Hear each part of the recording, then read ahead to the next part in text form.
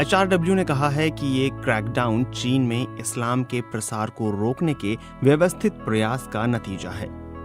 चीन आधिकारिक रूप से नास्तिक देश है, लेकिन दावा करता है कि वहां धार्मिक स्वतंत्रता है। चीन में करीब 2 करोड़ मुसलमान रहते हैं। हालांकि विशेषज्ञ मानते हैं कि हाल के सालों में चीन में धर्म पर नियंत्रण बढ़ा है। HRW की ये रिपोर्ट चीन के शिनजियांग प्रांत में रहने वाले वीगर मुसलमानों के मानवाधिकार हनन और शोषण के बढ़ते सबूतों के बाद आई है।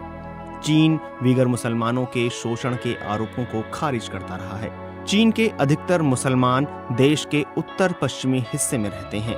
इनमें शिनजियांग, किनघाई, गांसू और निंगकिसियाया प्रांत शामिल हैं। HRW की रिपोर्ट के मुताबिक स्वायत्त क्षेत्र निंगकिसियाया के एक गांव में 6 से 3 मस्जिदों के गुंबद और मीनारों को हटा दिया गया। बाकी 3 के नमाज पढ़ने के मुख्य हॉल नष्ट कर दिए गए। HRW को मिली सैटेलाइट तस्वीरों में मस्जिद के एक गोल गुंबद की जगह चीनी स्टाइल का पैगोडा दिखाई दे रहा है। ये बदलाव अक्टूबर 2018 से जनवरी 2020 के बीच हुआ। चीनी मुसलमानों पर शोध करने वाली हैना थेकर ने BBC को बताया कि साल 2020 के बाद से निंगकिसियाया में 1300 से ज्यादा मस्जिदों को या तो बंद कर दिया गया है या उनके इस्तेमाल को बदल दिया गया। ये इस क्षेत्र की कुल मस्जिदों में से 1/3 हैं। चीन के राष्ट्रपति शी जिनपिंग के शासनकाल में कम्युनिस्ट पार्टी ने धर्म को अपनी राजनीतिक विचारधारा और चीनी संस्कृति से जोड़ने की कोशिश की है। साल 2018 में चीन की कम्युनिस्ट पार्टी की सेंट्रल कमेटी ने एक डॉक्यूमेंट पब्लिश किया था, जिसमें मस्जिदों के नियंत्रण का उल्लेख किया गया था। इस दस्तावेज में सरकारों से कहा गया था कि अधिक मस्जिदों को तोड़ें और कम का निर्माण करें और ऐसे ढांचों की कुल संख्या को कम करने की कोशिश करें।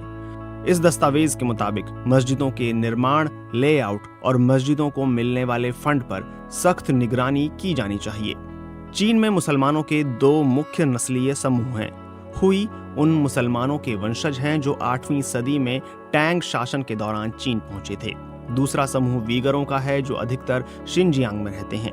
चीन की सरकार का दावा है कि मस्जिदों का समेकन यानी उन्हें एक जगह करना ये आमतौर पर तब होता है जब गांवों को स्थानांतरित किया जाता है या एक साथ मिला दिया जाता है। इससे मुसलमानों पर आर्थिक बोझ कम हो रहा है, लेकिन कुछ हुई मुसलमानों का कहना है कि इसका मकसद उनकी वफादारी को कम्युनिस्ट पार्टी की तरफ मोड़ना है। इसे चीनीकरण की रणनीति कहा जाता है।